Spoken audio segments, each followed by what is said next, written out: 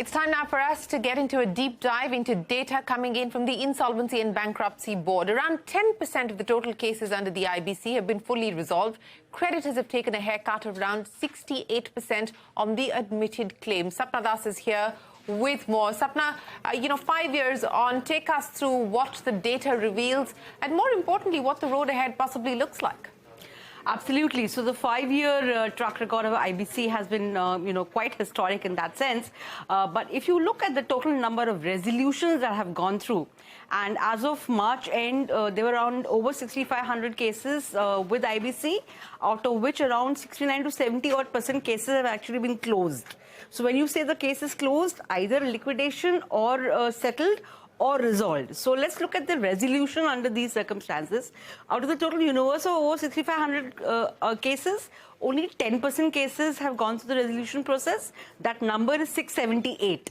That's it. Out of 6,500 over cases, 678 cases have gone through the resolution process. And if you look at it in terms of the smaller universe, which is the number of cases closed, around 4,500 cases have been closed, which is pretty big. Out of that also, this is just 27%. So that's one indicator of performance in the last 5 years. Also, let's look at some of the very basic facts. For example, even if you look at earlier reports of standing committee on IBC, a lot of questions have been raised on this haircut business. So this haircut business is still very much visible.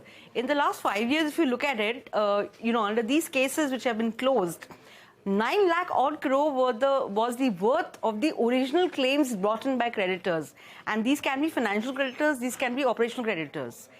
Out of that, around 2.65 lakh odd crore was the fair value that had been decided. Out of which, of course, around 3 lakh odd crore has been recovered. But, this is what? Around 32% of the original claims submitted.